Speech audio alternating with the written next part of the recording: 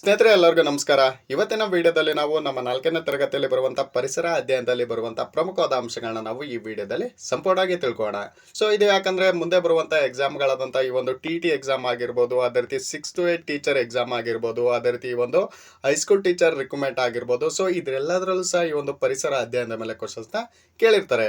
ಅದರಲ್ಲೂ ಸಹ ಬಹಳ ಪ್ರಮುಖವಾಗಿ ನೆಕ್ಸ್ಟ್ ಮಂತ್ ನಡೆಯುವಂಥ ಈ ಒಂದು TT ಎಕ್ಸಾಮ್ ಅಲ್ಲಿ ಈ ಒಂದು ಪರಿಸರ ಅಧ್ಯಯನದ ಮೇಲೆ ಕ್ವಶನ್ಸ್ಗಳನ್ನ ಕೇಳಿರ್ತಾರೆ. ಸೊ ಹಾಗಾಗಿ ಇವತ್ತಿನ ವಿಡಿಯೋದಲ್ಲಿ ನಾವು 4ನೇ ತರಗತಿಯ ಪರಿಸರ ಅಧ್ಯಯನದಲ್ಲಿ ಬರುವಂತಹ ಪ್ರಮುಖವಾದ ಪ್ರಶ್ನೆಗಳನ್ನ ನಾವು ಈ ವಿಡಿಯೋದಲ್ಲಿ ಸಂಪೂರ್ಣವಾಗಿ ತಿಳ್ಕೊಳ್ಳೋಣ. ಸ್ನೇಹಿತರೆ, ಇವೆಲ್ಲ ಕ್ವಶನ್ಗಳು ಯಾವ ಒಂದು ಟೆಕ್ಸ್ಟ್ ಬುಕ್ ಅಲ್ಲಿ ಇದಾವೆ ಅಂದ್ರೆ 4ನೇ ತರಗತಿಯ ಪರಿಸರ ಅಧ್ಯಯನದಲ್ಲಿ ಇದಾವೆ. ಸೊ ಮೊದಲನೇ ಪ್ರಶ್ನೆ, ನಮ್ಮ ಭಾರತದ ರಾಷ್ಟ್ರೀಯ ಪ್ರಾಣಿ ಯಾವುದಾಗಿರ್ತದಂದ್ರೆ ಹುಲಿ ಆಗಿರ್ತದೆ. ಈ ಹುಲಿಗಳ ಸಂಖ್ಯೆ ಏನಾಗಿರ್ತದೆ ದಿನೇ ದಿನೇ ಕಡಿಮೆ ಆಗ್ತಿರ್ತದೆ. ಸೊ ಹುಲಿಗಳನ್ನ ರಕ್ಷಣೆ ಮಾಡೋದಕ್ಕೋಸ್ಕರವಾಗಿ ನಮ್ಮ ಭಾರತ ಸರ್ಕಾರ ಒಂದು ಯೋಜನೆಯನ್ನು ಜಾರಿಗೆ ತರ್ತದೆ. ಅದು ಯಾವ್ದಾಗಿರ್ತದೆ ಅಂದ್ರೆ ಹುಲಿ ಯೋಜನೆಯನ್ನು ಜಾರಿಗೆ ತರ್ತದೆ. ಎಷ್ಟರಲ್ಲಿ ಜಾರಿಗೆ ತರ್ತಾರೆ ಅಂದ್ರೆ 1973ರಲ್ಲಿ ನಮ್ಮ ಭಾರತದಲ್ಲಿ ಹುಲಿ ಯೋಜನೆಯನ್ನು ಜಾರಿಗೆನ ತರ್ತಾರೆ. ನೋಡಿ, ಪ್ರಾಣಿ ಪ್ರಪಂಚ. ಈ ಪ್ರಾಣಿ ಪ್ರಪಂಚದಲ್ಲಿ ಅತ್ಯಂತ ಹೆಚ್ಚಾಗಿ ಕಂಡುಬರುವಂಥದ್ದು ಯಾವ್ದಾಗಿರ್ತದೆ ಅಂದ್ರೆ ಕೀಟಗಳು ಅತ್ಯಂತ ಹೆಚ್ಚಾಗಿ ಕಂಡು ಬರ್ತಾ ಇರ್ತವೆ. ಸೊ ಚಿರತೆ ಗಂಟೆಗೆ 100 ಕಿಲೋಮೀಟರ್ ವೇಗದಲ್ಲಿ ಚಿರತೆ ಓಡುತ್ತೆ. ಸೊ ನಂತರ ನೋಡಿ ಸ್ನೇಹಿತರೆ, ಈ ಒಂದು ಪ್ರಾಣಿಗಳಲ್ಲೇ ಅತ್ಯಂತ ದೊಡ್ಡದು ಯಾವ್ದಾಗಿರ್ತದೆ ಅಂದ್ರೆ ನೀಲಿ ತಿಮಿಂಗಿಲ ಆಗಿರ್ತದೆ. ಸೊ ನಂತರ ಈ ಒಂದು ಎಲೆಕೀಟ ಆಗಿರ್ಬೋದು, ಊಸರುವಳ್ಳಿ ಅಥವಾ ಗೋಸಂಬಿ ಆಗಿರ್ಬೋದು, ಇವು ತನ್ನ ಬಣ್ಣವನ್ನು ಯಾಕೆ ಬದಲಾವಣೆ ಮಾಡ್ತಾ ಇರ್ತವಂದ್ರೆ ಶತ್ರುಗಳಿಂದ ತಮ್ಮನ್ನು ರಕ್ಷಣೆ ಮಾಡಿಕೊಳ್ಳೋಸ್ಕರವಾಗಿ ಇವು ತಮ್ಮ ಬಣ್ಣವನ್ನು ಬದಲಾವಣೆ ನೋಡಿ ಸ್ನೇಹಿತರೆ. ಮುಂದೆ ಬಿದ್ರು.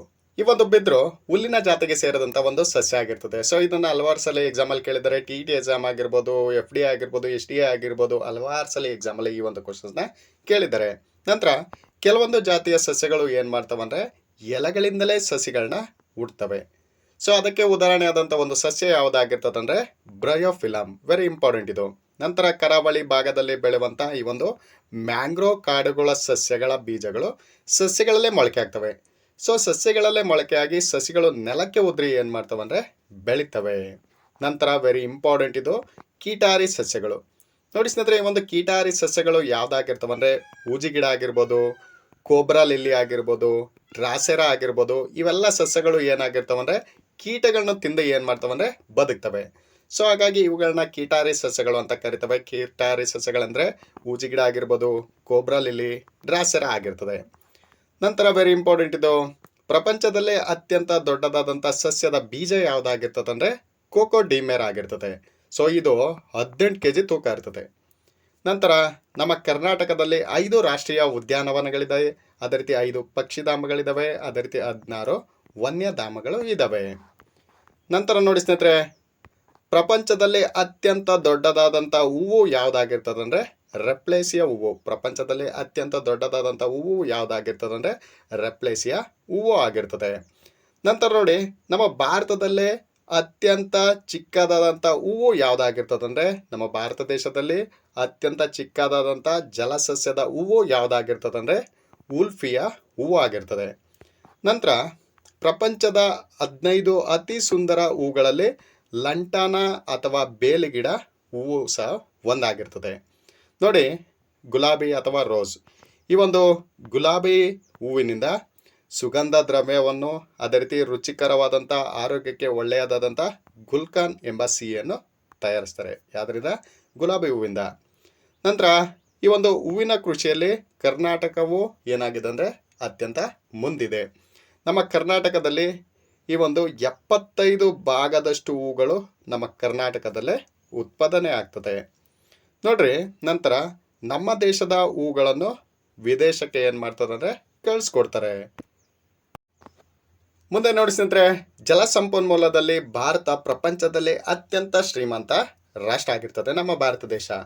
ಭೂಮಿಯಲ್ಲಿ ದೊರೆಯುವಂಥ ಸಿಹಿ ನೀರಿನ ಹೆಚ್ಚಿನ ಭಾಗ ಯಾವ ಒಂದು ರೂಪದಲ್ಲಿ ಇರ್ತದೆ ಅಂದರೆ ಮಂಜುಗಡ್ಡೆಯ ರೂಪದಲ್ಲಿ ಇರ್ತದೆ. ನೀರು ಗಾಳಿಯಲ್ಲಿ ಆವಿಯ ರೂಪದಲ್ಲಿ ಇರ್ತದೆ. ನೀರು ಗಾಳಿಯಲ್ಲಿ ಯಾವ ರೂಪದಲ್ಲಿ ಇರ್ತದೆ ಅಂದರೆ ಆವಿಯ ರೂಪದಲ್ಲಿ ಇರ್ತದೆ. ನೋಡಿ, ಜಲಾಶಯಗಳ ನೀರನ್ನು ಶುದ್ಧೀಕರಿಸಲು ಮೀನನ್ನು ಸಾಕ್ತಾರೆ. ನೋಡಿ, ಜಲಾಶಯಗಳಲ್ಲಿ ನೀರು ಶುದ್ಧೀಕರಿಸೋಕ್ಕೋಸ್ಕರವಾಗಿ ಮೀನುಗಳನ್ನ ಸಾಕ್ತಾರೆ. ಅದೇ ರೀತಿ ನೀರು ಸಸ್ಯ ಮತ್ತು ಪ್ರಾಣಿಗಳ ದೇಹದ ಆಕಾರವನ್ನು ಕಾಯ್ದುಕೊಳ್ತದೆ. ನೀರು ಇರ್ತತಾನೆ ಇದು. ಸೊ ಈ ಒಂದು ನೀರು ಸಸ್ಯ ಆಗಿರ್ಬೋದು, ಪ್ರಾಣಿಗಳ ದೇಹದ ಆಕಾರವನ್ನು ಕಾಯ್ದುಕೊಂಡಿರ್ತದೆ. ನೋಡಿ, ನಮ್ಮ ಒಂದು ದೇಹದಲ್ಲಿ 65% ಏನಿದೆ ಅಂದರೆ ನೀರಿದೆ. ವೆರಿ ಇಂಪಾರ್ಟೆಂಟ್ ಇದು. ನಮ್ಮ ಒಂದು ದೇಹದಲ್ಲಿ 65% ಏನಿದೆ ಅಂದರೆ ನೀರಿದೆ. ಅದೇ ರೀತಿ ಇತರ ಜೀವಿಗಳಲ್ಲಿ 40-90% ಏನಿದೆ ಅಂದರೆ ನೀರಿದೆ. ಪ್ರಮುಖವಾಗಿ ನಮ್ಮ ಒಂದು ದೇಹದಲ್ಲಿ 65% ಏನಿದೆ ಅಂದರೆ ನೀರಿದೆ. ನಾವು ದಿನಕ್ಕೆ 2 ಲೀಟರ್ನಷ್ಟು ಏನು ಮಾಡ್ಬೇಕಂದ್ರೆ ನೀರನ್ನು ಕುಡಿಬೇಕಾಗಿರ್ತದೆ. ನಂತರ ನೋಡಿ ಸ್ನೇಹಿತರೆ, ನಮ್ಮ ಭಾರತದಲ್ಲಿ ಅತ್ಯಂತ ಹೆಚ್ಚಾಗಿ ಮಳೆ ಬೀಳುವಂಥ ಒಂದು ಪ್ರದೇಶ ಯಾವುದಾಗಿರ್ತದೆ ಅಂದರೆ ಮೇಘಾಲಯದ ಮೌನ್ಸಿನ್ ರಾಮ್ ಆಗಿರ್ತದೆ. ಇದು ನಮ್ಮ ಭಾರತದಲ್ಲೇ ಅತ್ಯಂತ ಹೆಚ್ಚು ಮಳೆ ಬೀಳುವಂಥ ಪ್ರದೇಶ ಆಗಿರ್ತದೆ. ಅದೇ ರೀತಿ ನಮ್ಮ ಕರ್ನಾಟಕದಲ್ಲಿ ಅತ್ಯಂತ ಹೆಚ್ಚು ಮಳೆ ಬೀಳುವಂಥ ಪ್ರದೇಶ ಯಾವುದಾಗಿರ್ತದೆ ಅಂದರೆ ಆಗುಂಬೆ ಆಗಿರ್ತದೆ.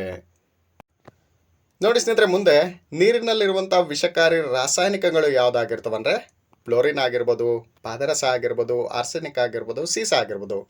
ಸೊ ಈ ಒಂದು ಇರುವಂಥ ವಿಷಕಾರಿ ರಾಸಾಯನಿಕಗಳು ಇರುವಂಥ ನೀರನ್ನು ಕುಡಿಯುವುದರಿಂದ ಏನಾಗ್ತದೆ, ನಮ್ಮ ದೇಹಕ್ಕೆ ಅಪಾಯಕಾರಿ ಆಗಿರ್ತದೆ. ಅದೇ ರೀತಿ ಹಲವಾರು ರೋಗಗಳು ಬರ್ತವೆ. ನಂತರ ನೀರಿನ ಗುಣಮಟ್ಟವನ್ನು ಕಾಪಾಡುವಂಥ ಒಂದು ಸಂಸ್ಥೆ ಯಾವುದಾಗಿರ್ತದೆ ಅಂದರೆ ಮಾಲಿನ್ಯ ನಿಯಂತ್ರಣ ಮಂಡಳಿ ಆಗಿರ್ತದೆ. ಮುಂದೆ ನೋಡಿ ಸ್ನೇಹಿತರೆ, ವೆರಿ ಇಂಪಾರ್ಟೆಂಟ್ ಇದು. ಸಿಟಿ ಕಡೆ ಏನು ಮಾಡ್ತಂದ್ರೆ ನೀರನ್ನು ಸರಬರಾಜು ಮಾಡೋದಕ್ಕಿಂತ ಮುಂಚೆ ಒಂದು ರಾಸಾಯನಿಕವನ್ನು ಬೆರೆಸ್ತಾರೆ. ಅದು ಯಾವುದಾಗಿರ್ತದೆ ಅಂದರೆ ಕ್ಲೋರಿನ್ ಆಗಿರ್ತದೆ. ಫ್ಲೋರಿನ್ ಅಲ್ಲ, ಕ್ಲೋರಿನ್ನ ಬೆರೆಸ್ತಾರೆ. ಸೊ ಇದರಿಂದ ಏನಾಗ್ತದೆ ಅಂದರೆ ಆ ಒಂದು ನೀರಿನಲ್ಲಿರುವಂಥ ಅಪಾಯಕಾರಿ ಸೂಕ್ಷ್ಮ ಜೀವಿಗಳು ಏನಾಗ್ತವೆ ಅಂದರೆ ನಾಶ ಹೊಂದ್ತವೆ. ನಂತರ ನೀರನ್ನು ಏನು ಮಾಡ್ತಂದರೆ ಸರಬರಾಜು ಮಾಡ್ತಾರೆ. ನಂತರ ಸಮುದ್ರದ ನೀರಿನಲ್ಲಿರುವಂಥ ಉಪ್ಪಿನ ಅಂಶವನ್ನು ಕಡಿಮೆಗೊಳಿಸಿ ಆ ಒಂದು ನೀರನ್ನು ಕೃಷಿಗೆ ಆಗಿರ್ಬೋದು, ಗೃಹ ಬಳಕೆ ಏನು ಮಾಡ್ತಂದ್ರೆ ಬಳಕೆ ಮಾಡ್ತಾರೆ. ಸೊ ಇದನ್ನು ಏನಂತ ಕರೀತಾರೆ, ನಿರ್ಲವಣೀಕರಣ ಅಂತ ಇದನ್ನು ಕರೀತಾರೆ. ಸೊ ಮುಂದೆ ನೋಡಿ ಸ್ನೇಹಿತರೆ, ವಿಟಮಿನ್ಗಳು. ನೋಡಿ, ಎ ವಿಟಮಿನ್ ಕೊರತೆಯಿಂದ ಬರುವಂಥ ಒಂದು ರೋಗ ಯಾವುದಾಗಿರ್ತಂದರೆ ಇರುಳುಗಣ್ಣು, ರಾತ್ರಿ ಕೂಡು, ಅಂದರೆ ಕಡಿಮೆ ಬೆಳಕಿನಲ್ಲಿ ವಸ್ತುಗಳು ಕಾಣೋದಿಲ್ಲ. ನಂತರ ಬಿ ವಿಟಮಿನ್ ಕೊರತೆಯಿಂದ ಬರುವಂಥ ರೋಗ ಯಾವುದಾಗಿರ್ತಂದರೆ ಬೇರೆ ಬೇರೆ ರೋಗ. ಸೊ ಅಂದರೆ ಕಾಲುಗಳಲ್ಲಿ ನೀರು ತುಂಬಿಕೊಳ್ಳೋದು, ಅದೇ ರೀತಿ ಸ್ನಾಯುಗಳ ಸೆಳೆತ ಉಂಟಾಗೋದು, ಉಸಿರಾಟ ಆಗೋ ಹೃದಯದ ತೊಂದರೆ ಬರ್ತದೆ. ಅದೇ ರೀತಿ ನೋಡಿ ಸ್ನೇಹಿತರೆ, ಸಿ ವಿಟಮಿನ್ ಕೊರತೆಯಿಂದ ಬರುವಂಥ ರೋಗ ಯಾವುದಾಗಿರ್ತಂದರೆ ಸ್ಕರ್ವಿ ರೋಗ, ಅಂದರೆ ಮೃದು ಹಾಗೂ ರಕ್ತ ಸುರಿಯುವ ವಸಡುಗಳು ಊದಿದ ಕಾಲುಗಳಾಗಿರ್ತದೆ. ನಂತರ ಡಿ ವಿಟಮಿನಿಂದ ಬರುವಂಥ ರೋಗ ಯಾವುದಾಗಿರ್ತಂದರೆ ರಿಕೆಟ್ಸ್. ಡಿ ವಿಟಮಿನ್ ಕೊರತೆಯಿಂದ ಬರುವಂಥ ರೋಗ ಯಾವುದಾಗಿರ್ತಂದರೆ ರಿಕೆಟ್ಸ್ ರೋಗ ಆಗಿರ್ತದೆ. ಮೂಳೆಗಳ ವಿಕೃತ ಬೆಳವಣಿಗೆ, ಬಾಗಿರುವ ಕಾಲುಗಳು, ಹಿಗ್ಗಿದ ಕಾಲುಗಳಾಗಿರ್ತದೆ. ಮುಂದೆ ನೋಡಿ ಸ್ನೇಹಿತರೆ, ಈ ಒಂದು ಸೂರ್ಯನ ಕಿರಣದಲ್ಲಿ ಇರುವಂಥ ವಿಟಮಿನ್ ಯಾವುದಾಗಿರ್ತದೆ ಅಂದರೆ ಡಿ ವಿಟಮಿನ್ ಇರ್ತದೆ. ನಂತರ ಐಡಿನ್ ಲವಣದ ಕೊರತೆಯಿಂದ ಬರುವಂಥ ರೋಗ ಯಾವುದಾಗಿರ್ತದೆ ಅಂದರೆ ಗೆಳಗಂಟ ರೋಗ ಆಗಿರ್ತದೆ. ನಂತರ ಒಂದು ಹೆಬ್ಬಾವು ಆಹಾರವಿಲ್ಲದೆ 1 ವರ್ಷಗಳ ಕಾಲ ಬದುಕ್ತದೆ. ನೋಡ್ರಿ, ಊಟನೇ ಇಲ್ಲದಲೇ ಹೆಬ್ಬಾವು 1 ವರ್ಷಗಳ ಕಾಲ ಬದುಕ್ತದೆ. ನಂತರ ನೋಡಿ ಸ್ನೇಹಿತರೆ, ಇನ್ನೊಂದು ವೆರಿ ಇಂಪಾರ್ಟೆಂಟ್ ಇದು ಮೂಲಂಗಿ. ಈ ಮೂಲಂಗಿ ಇದೆ ತಾನೆ, ಈ ಒಂದು ಮೂಲಂಗಿ ಕ್ರಿಸ್ತಪೂರ್ವ 278ರಲ್ಲಿ ಈಜಿಪ್ಟ್ನಲ್ಲಿ ಬೆಳೀತಿದ್ರು. ಆಗ ಈ ಒಂದು ಮೂಲಂಗಿಯ ಬಣ್ಣ ಯಾವ ಕಲ್ಲರಲ್ಲಿ ಇತ್ತಂದರೆ ಕಪ್ಪಾಗಿರ್ತದೆ. ನಂತರ ನೋಡಿ ಸ್ನೇಹಿತರೆ, ಈ ಒಂದು ಹೆಚ್ಚಿನ ತರಕಾರಿಗಳನ್ನು ಬೇಯಿಸಿ ತಿನ್ನುವುದಕ್ಕಿಂತ ಹಸಿಯಾಗಿ ತಿನ್ನುವುದೇ ಉತ್ತಮ ಆಗಿರ್ತದೆ. ಯಾಕಂದರೆ ಬೇಯಿಸಿ ತಿನ್ನುವುದರಿಂದ ಏನಾಗ್ತದೆ, ಅದರಲ್ಲಿರುವಂಥ ಪೌಷ್ಟಿಕಾಂಶಗಳೇನಾಗ್ತದೆ ಅಂದರೆ ನಾಶ ಆಗ್ತದೆ. ಅದಕ್ಕೋಸ್ಕರವಾಗಿ ಕೆಲವೊಂದು ತರಕಾರಿಗಳನ್ನ ನಾವು ಹಸಿಯಾಗೆ ತಿನ್ನಬೇಕಾಗಿರ್ತದೆ. ನಂತರ ನೋಡಿ ಸ್ನೇಹಿತರೆ, ಇನ್ನೊಂದು ಭಾಳ ಮುಖ್ಯವಾದದ್ದು, ಅಕ್ಕಿಯ ಮೇಲ್ಪದರದಲ್ಲಿ ಬಿ ಜೀವಸತ್ವ ಇರ್ತದೆ. ವೆರಿ ಇಂಪಾರ್ಟೆಂಟ್ ಇದು. ಅಕ್ಕಿಯ ಒಂದು ಮೇಲ್ಪದರದಲ್ಲಿ ಬಿ ವಿಟಮಿನ್ ಇರ್ತದೆ. ಅದೇ ರೀತಿ ಅಕ್ಕಿಯನ್ನು ಹೆಚ್ಚು ಪಾಲಿಶ್ ಮಾಡಿದರೆ ಬಿ ವಿಟಮಿನ್ ಏನಾಗ್ತದೆ ಅಂದರೆ ನಾಶ ಆಗ್ತದೆ. ವೆರಿ ಇಂಪಾರ್ಟೆಂಟ್ ಸ್ನೇಹಿತರೆ, ಇದು ಹಲವಾರು ಎಕ್ಸಾಮಲ್ಲಿ ಕೇಳಿದರೆ ಅಕ್ಕಿಯ ಒಂದು ಮೇಲ್ಪದರದಲ್ಲಿ ಇರುವಂಥ ವಿಟಮಿನ್ ಯಾವುದಾಗಿರ್ತದೆ ಅಂದರೆ ಬಿ ವಿಟಮಿನ್ ಆಗಿರ್ತದೆ. ಸೊ ಈ ಒಂದು ಅಕ್ಕಿಯನ್ನು ಹೆಚ್ಚು ಪಾಲಿಶ್ ಮಾಡಿದರೆ ಏನಾಗ್ತದೆ ಅಂದರೆ ಆ ಒಂದು ಬಿ ವಿಟಮಿನ್ ಏನಾಗ್ತದೆ ಅಂದರೆ ನಾಶ ಆಗ್ತದೆ. ಸೊ ನಂತರ ಒಂದು ಸೇಬು ಹಣ್ಣಿನಲ್ಲಿರುವಂಥ ಪೋಷಕಾಂಶಗಳು 2 ಬಾಳೆಹಣ್ಣಿನಲ್ಲಿ ಅಥವಾ 5 ಬೆಟ್ಟದ ನೆಲ್ಲಿಕಾಯಲ್ಲಿ ಇರ್ತದೆ. ಮುಂದೆ ದುಬೈನಲ್ಲಿರುವಂಥ ಬುರ್ಜ್ ಖಲೀಫಾ ಪ್ರಪಂಚದಲ್ಲೇ ಅತ್ಯಂತ ಎತ್ತರವಾದಂಥ ಕಟ್ಟಡ ಆಗಿರ್ತದೆ. ನಂತರ ಮುಂಬೈಯಲ್ಲಿರುವಂಥ ಧಾರಾವಿ, ಇದು ಭಾರತದಲ್ಲೇ ಅತ್ಯಂತ ಕೊಳಚೆ ಪ್ರದೇಶ ಆಗಿರ್ತದೆ. ಸೊ ಇದು ಎಲ್ಲಿದೆ ಅಂದರೆ ಮುಂಬೈಯಲ್ಲಿ ಇದೆ. ನಮ್ಮ ಒಂದು ದೇಹದಲ್ಲಿ 206 ಮೂಳೆಗಳಿದ್ದಾವೆ. ಅದೇ ರೀತಿ 600ಕ್ಕೂ ಹೆಚ್ಚು ಕೀಲುಗಳಿದ್ದಾವೆ. ನಂತರ ನೋಡಿ ಸ್ನೇಹಿತರೆ, ನಮ್ಮ ದೇಹದಲ್ಲಿರುವಂಥ ಸಣ್ಣ ಕರಳು 21 ಅಡಿ ಉದ್ದ ಇರ್ತದೆ. ಅದು ಸುರುಳಿ ಆಕಾರವಾಗಿ ಏನಾಗಿರ್ತದೆ ಅಂದರೆ ಸುತ್ತಕೊಂಡಿರ್ತದೆ. ನಂತರ ನಮ್ಮ ಒಂದು ಹೃದಯ ನಿಮಿಷಕ್ಕೆ 70 ಸಲ ಬಡಿತದೆ. ನಮ್ಮ ಒಂದು ಹೃದಯ ಒಂದು ನಿಮಿಷಕ್ಕೆ 70 ಸಲ ಬಡಿತದೆ. ದಿನಕ್ಕೆ 1 ಲಕ್ಷ ಸಲ ಏನಾಗ್ತದೆ ಅಂದರೆ ಬಡ್ಕೋತದೆ. ಅದೇ ರೀತಿ ಶ್ವಾಸಕೋಶಗಳಲ್ಲಿ ಸುಮಾರು 3 ಲೀಟರ್ನಷ್ಟು ಗಾಳಿ ಇರ್ತದೆ. ನೋಡ್ರಿ, ನಮ್ಮ ಒಂದು ಶ್ವಾಸಕೋಶಗಳಲ್ಲಿ 3 ಲೀಟರ್ನಷ್ಟು ಗಾಳಿಯನ್ನು ತುಂಬೋದಂತೆ ನೋಡಿ. ನಂತರ ಮಾನವನ ದೇಹದಲ್ಲಿ ಸುಮಾರು 5.5 ಲೀಟರ್ನಷ್ಟು ರಕ್ತ ಇರ್ತದೆ. ನೋಡಿ ಸ್ನೇಹಿತರೆ, ನಮ್ಮ ಒಂದು ದೇಹದಲ್ಲಿ ಎಷ್ಟು ರಕ್ತ ಇರ್ತದೆ ಅಂದರೆ 5.5 ಲೀಟರ್ನಷ್ಟು ರಕ್ತ ಇರ್ತದೆ. ನಂತರ ಒಮ್ಮೆ ರಕ್ತದಾನ ಮಾಡಿದ ನಂತರ ಮತ್ತೆ ರಕ್ತ ದೇಹದಲ್ಲಿ ಉತ್ಪತ್ತಿ ಆಗ್ತದೆ. ಇದಕ್ಕೆ 4ರಿಂದ 5 ವಾರಗಳಷ್ಟು ಟೈಮ್ ಬೇಕಾಗ್ತದೆ. ಸೊ ರಕ್ತದಾನ ಮಾಡಿದ ನಂತರ ಆ ಒಂದು ರಕ್ತ ಎಷ್ಟು ದಿನಗಳ ನಂತರ ಉತ್ಪತ್ತಿ ಆಗ್ತದೆ ಅಂದರೆ 4ರಿಂದ 5 ವಾರಗಳ ನಂತರ ಏನಾಗ್ತದೆ ಅಂದರೆ ಈ ಒಂದು ರಕ್ತ ಉತ್ಪತ್ತಿ ಆಗ್ತದೆ. ನಂತರ ನೋಡಿ ಸ್ನೇಹಿತರೆ, ನಮ್ಮ ಭಾರತದಲ್ಲಿ ಮೊದಲ ಒಂದು ರೈಲು ಪ್ರಯಾಣ ಯಾವಾಗಲಿಂದ ಆರಂಭ ಆಗ್ತದೆ ಅಂದರೆ 1853ರಲ್ಲಿ. ಸೊ ಈ ಒಂದು 1853ರಲ್ಲಿ ಪ್ರಥಮ ಬಾರಿಗೆ ನಮ್ಮ ಭಾರತದಲ್ಲಿ ರೈಲನ್ನು ಮುಂಬೈಯಿಂದ ಠಾಣಾದವರೆಗೆ ಏನು ಮಾಡ್ತಂದ್ರೆ 34 ಕಿಲೋಮೀಟರ್ ಏನು ಮಾಡ್ತಂದ್ರೆ ಚಲಿಸ್ತದೆ. ಸೊ ಒಂಟೆಯನ್ನು ಏನಂತ ಕರೀತಾರೆ ಅಂದರೆ ಮರುಭೂಮಿಯ ಹಡಗು ಅಂತ ಕರೀತಾರೆ. ನಂತರ ನೋಡಿ ಸ್ನೇಹಿತರೆ, ಇನ್ನೊಂದು ವೆರಿ ಇಂಪಾರ್ಟೆಂಟ್, ಇದು ದಿನನಿತ್ಯ ಬರುವಂಥ ಪತ್ರಿಕೆಯನ್ನು ದೈನಿಕ ಅಂತ ಕರೀತಾರೆ. ನೋಡಿ, ದಿನನಿತ್ಯ ಬರುವಂಥ ಪತ್ರಿಕೆಯನ್ನು ದೈನಿಕ ಅಂತ ಕರೀತಾರೆ. ಸೊ 7 ದಿನಕ್ಕೊಮ್ಮೆ ಬರುವಂಥ ಪತ್ರಿಕೆಯನ್ನು ವಾರ ಪತ್ರಿಕೆ ಅಂತ ಕರೀತಾರೆ. ಅದೇ ರೀತಿ 15 ದಿನಕ್ಕೊಮ್ಮೆ ಬರುವಂಥ ಪತ್ರಿಕೆಯನ್ನು ಪಾಕ್ಷಿಕ ಪತ್ರಿಕೆ ಅಂತ ಕರೀತಾರೆ. ಅದೇ ರೀತಿ ತಿಂಗಳಿಗೊಮ್ಮೆ ಬರುವಂಥ ಪತ್ರಿಕೆಯನ್ನು ಮಾಸಿಕ ಪತ್ರಿಕೆ ಅಂತ ಕರೀತಾರೆ. ನೋಡಿ ಸ್ನೇಹಿತರೆ, ವೆರಿ ಇಂಪಾರ್ಟೆಂಟ್ ಇದು. ಸೊ ದಿನ ಬರುವಂಥ ಪತ್ರಿಕೆಯನ್ನು ದೈನಿಕ ಪತ್ರಿಕೆ ಅಂತ ಕರೀತಾರೆ. ಸೊ 7 ದಿನಕ್ಕೊಮ್ಮೆ ಬರುವಂಥ ಪತ್ರಿಕೆಯನ್ನು ವಾರ ಪತ್ರಿಕೆ ಅಂತ ಕರೀತಾರೆ. 15 ದಿನಕ್ಕೊಮ್ಮೆ ಬರುವಂಥ ಪತ್ರಿಕೆಯನ್ನು ಪಾಕ್ಷಿಕ ಪತ್ರಿಕೆ ಅಂತ ಕರೀತಾರೆ. ತಿಂಗಳಿಗೆ ಒಂದ್ಸಲಿ ಬರುವಂಥ ಪತ್ರಿಕೆಯನ್ನು ಮಾಸಿಕ ಪತ್ರಿಕೆ ಅಂತ ಕರೀತಾರೆ. ಅದೇ ರೀತಿ ನೋಡಿ ಸ್ನೇಹಿತರೆ, ಈ ಒಂದು ಸಾರಿಗೆಗಾಗಿ ಬಳಸಲಾದಂಥ ಮೊಟ್ಟ ಮೊದಲ ಪ್ರಾಣಿ ಯಾವುದಾಗಿರ್ತದೆ ಅಂದರೆ ನಾಯಿ ಆಗಿರ್ತದೆ.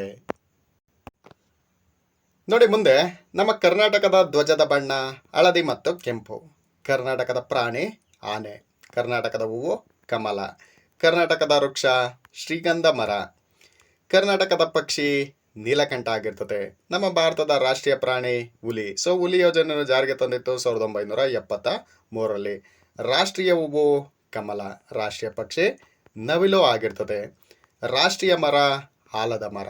ರಾಷ್ಟ್ರೀಯ ಹಣ್ಣು ಮಾವು. ನಂತರ ನೋಡಿ ಸ್ನೇಹಿತರೆ, ಹಿಮಾಲಯ ಪರ್ವತ ಶ್ರೇಣಿ. ನೋಡಿ, ಈ ಒಂದು ಹಿಮಾಲಯ ಪರ್ವತ ಶ್ರೇಣಿ 2400 ಕಿಲೋಮೀಟರ್ ಉದ್ದ ಆಗಿದೆ. ಸೊ ಇದು ಹಿಮದಿಂದ ಏನಾಗಿರುತ್ತೆ ಕೂಡಿರ್ತದೆ. ಕಣಿವೆಗಳು ಯಾವಾಗಲೂ ಸಹ ಯು ಅಥವಾ ವಿ ಆಕಾರದಲ್ಲಿ ಇರ್ತದೆ. ಸೊ ಟಿಬೆಟ್ ಪ್ರಸ್ಥಭೂಮಿಯನ್ನು ಪ್ರಪಂಚದ ಮೇಲ್ಚಾವಣಿ ಅಂತ ಕರೀತಾರೆ. ಸೊ ಪ್ರಪಂಚದ ಮೇಲ್ಚಾವಣಿ ಯಾವುದಾಗಿರ್ತದೆ ಅಂದರೆ ಟಿಬೆಟ್ ಪ್ರಸ್ಥಭೂಮಿ ಆಗಿರ್ತದೆ. ಅದೇ ರೀತಿ ನದಿಗಳು ಹರಿದು ತರುವಂಥ ಮಣ್ಣನ್ನು ಏನಂತ ಕರೀತಾರೆ ಅಂದರೆ ಮೆಕ್ಕಲು ಮಣ್ಣು ಅಂತ ಕರೀತಾರೆ. ನಂತರ ನಮ್ಮ ಭಾರತದ ಪಶ್ಚಿಮಕ್ಕೆ ಇರುವಂಥ ಮರುಭೂಮಿ ಯಾವುದಾಗಿದೆ ಅಂದರೆ ಥಾರ್ ಮರುಭೂಮಿ ಆಗಿರ್ತದೆ. ನಮ್ಮ ಕರ್ನಾಟಕದಲ್ಲಿ ಅತ್ಯಂತ ಎತ್ತರವಾದಂಥ ಒಂದು ಶಿಖರ ಯಾವುದಾಗಿರ್ತದೆ ಅಂದರೆ ಮುಳ್ಳಯ್ಯನಗಿರಿ ಆಗಿರ್ತದೆ. ಅದೇ ರೀತಿ ನೋಡಿ ಸ್ನೇಹಿತರೆ, ನಂತರ ಭಾರತಕ್ಕೆ ಮುಂಗಾರು ಮಳೆ ಮಾರುತಗಳು ಅದೇ ರೀತಿ ಹಿಂಗಾರು ಮಳೆ ಮಾರುತಗಳು ಮಳೆಯನ್ನು ತರುತ್ತವೆ. ಸೊ ನಂತರ ಕಾಶ್ಮೀರವು ಉತ್ತರ ಭಾರತದ ಒಂದು ಕಣಿವೆ ಪ್ರದೇಶ. ಸೊ ಕಾಶ್ಮೀರ ಇದೆ ತಾನೆ, ಈ ಒಂದು ಕಾಶ್ಮೀರ ನಮ್ಮ ಉತ್ತರ ಭಾರತದ ಒಂದು ಕಣಿವೆ ಪ್ರದೇಶ ಆಗಿರ್ತದೆ. ನೋಡಿ ಸ್ನೇಹಿತರೆ, ಈ ಒಂದು ಕಾಮನಬಿಲ್ಲು. ನೋಡಿ, ಕಾಮನಬಿಲ್ಲಲ್ಲಿ 7 ಬಣ್ಣಗಳಿರ್ತವೆ. ಸೊ ಕಾಮನಬಿಲ್ಲಲ್ಲಿ 7 ಬಣ್ಣಗಳಿರ್ತವೆ. ಸೊ ಅದು ಯಾವುದಾಗಿರ್ತವೆ ಅಂದರೆ ವಿ ವೈಲೆಟ್ ನೇರಳೆ ಬಣ್ಣ, ಇಂಡಿಗೋ ಬೂದು, ಬ್ಲೂ ನೀಲಿ ಬಣ್ಣ, ಗ್ರೀನ್ ಹಸಿರು ಬಣ್ಣ, ಯೆಲ್ಲೋ ಹಳದಿ, ಆರೆಂಜ್ ಕಿತ್ತಳೆ ಬಣ್ಣ, ರೆಡ್ ಕೆಂಪು ಬಣ್ಣ. ಸೊ ಒಟ್ಟು ಕಾಮನಬಿಲ್ಲಿನಲ್ಲಿ 7 ಬಣ್ಣಗಳು ಇದ್ದಾವೆ. ನಂತರ ನೋಡಿ, 2014ರಲ್ಲಿ ಆಂಧ್ರ ಪ್ರದೇಶ ರಾಜ್ಯವನ್ನು ಆಂಧ್ರ ಪ್ರದೇಶ ಮತ್ತು ತೆಲಂಗಾಣ ಎಂಬ 2 ರಾಜ್ಯಗಳಾಗಿ ಡಿವೈಡ್ ಮಾಡ್ತಾರೆ. ನಂತರ 2019ರಲ್ಲಿ ಜಮ್ಮು ಮತ್ತು ಕಾಶ್ಮೀರ ರಾಜ್ಯವನ್ನು ಜಮ್ಮು ಮತ್ತು ಕಾಶ್ಮೀರ ಹಾಗೂ ಲಡಾಖ್ ಎಂಬ 2 ಕೇಂದ್ರಾಡಳಿತ ಪ್ರದೇಶಗಳಾಗಿ ವಿಭಜಿಸಲಾಗ್ತದೆ. ಪ್ರಸ್ತುತವಾಗಿ ಇರುವಂಥ ಕೇಂದ್ರಾಡಳಿತ ಪ್ರದೇಶಗಳಿಷ್ಟವು ಅಂದರೆ 8 ಇದ್ದಾವೆ. ನಂತರ ನೋಡಿ ಸ್ನೇಹಿತರೆ, ಕಾವೇರಿ ನದಿಯು ಕೊಡಗು ಜಿಲ್ಲೆಯ ಬ್ರಹ್ಮಗಿರಿ ಬೆಟ್ಟದ ತಲಕಾವೇರಿಯಲ್ಲಿ ಹುಡ್ತದೆ. ಕಾವೇರಿ ನದಿಯು ಕೊಡಗು ಜಿಲ್ಲೆಯ ಬ್ರಹ್ಮಗಿರಿ ಬೆಟ್ಟದ ತಲಕಾವೇರಿಯಲ್ಲಿ ಹುಡ್ತದೆ. ನಂತರ ಬೆಂಗಳೂರು.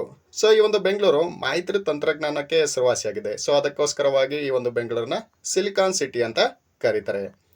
ನಂತರ ವೆರಿ ಇಂಪಾರ್ಟೆಂಟ್, ಇದು ಏಷ್ಯಾ ಖಂಡದಲ್ಲೇ ಮೊದಲ ಬಾರಿಗೆ ಈ ಒಂದು ಜಲವಿದ್ಯುತ್ತನ್ನು ಎಲ್ಲಿ ತಯಾರು ಮಾಡಲಾಗ್ತದೆ ಅಂದರೆ ನಮ್ಮ ಕರ್ನಾಟಕದಲ್ಲಿ. ಅಂದರೆ 1902ರಲ್ಲಿ ಮಂಡ್ಯ ಜಿಲ್ಲೆಯ ಶಿವನ ಸಮುದ್ರದಲ್ಲಿ ಪ್ರಾರಂಭ ಆಗ್ತದೆ. ಅದೇ ರೀತಿ ಭಾರತದಲ್ಲಿ ಅತಿ ಎತ್ತರವಾದಂಥ ಒಂದು ಜಲಪಾತ ಯಾವುದಾಗಿರ್ತದೆ? ಜೋಗ ಜಲಪಾತ ಆಗಿರ್ತದೆ. ಇದು ನಮ್ಮ ಕರ್ನಾಟಕದ ಶಿವಮೊಗ್ಗ ಜಿಲ್ಲೆಯಲ್ಲಿ ಇರ್ತದೆ. ನಂತರ ನಮ್ಮ ಭಾರತದ ಪಶ್ಚಿಮ ತೀರಗಳಲ್ಲಿ ಏನಾಗಿರ್ತದೆ ಕಂಡುಬರುವಂಥ ಸೆಂಟ್ ಮೇರೀಸ್ ಅಥವಾ ತೋನ್ಸೆಂಪಾರ್ ದ್ವೀಪ. ನೋಡಿ, ನಮ್ಮ ಭಾರತದ ಪಶ್ಚಿಮ ತೀರದ ಪ್ರದೇಶದಲ್ಲಿ ಕಂಡುಬರುವಂತಹ ಸೆಂಟ್ ಮೇರೀಸ್ ದ್ವೀಪ ಅಥವಾ ತೋನ್ಸೆಪಾರ್ ದ್ವೀಪ. ಸೊ ಇದು ಅಷ್ಟಭುಜಾಕೃತಿಯ ಸ್ತಂಭ ಮಾದರಿಯ ಶಿಲಾರಚನೆಗಳಿಂದ ಕೂಡಿರ್ತದೆ. ನಂತರ ಹಂಪೆ, ಅದೇ ರೀತಿ ಪಟ್ಟದಕಲ್ಲು. ನಮ್ಮ ಕರ್ನಾಟಕದ ಹಂಪೆ, ಪಟ್ಟದಕಲ್ಲು ಇವು ವಿಶ್ವ ಪರಂಪರೆ ಪಟ್ಟಿಯಲ್ಲಿ ಸ್ಥಾನ ಪಡೆದಂಥ ಕರ್ನಾಟಕದ ಪ್ರಸಿದ್ಧ ಐತಿಹಾಸಿಕ ಸ್ಥಳಗಳಾಗಿರ್ತವೆ.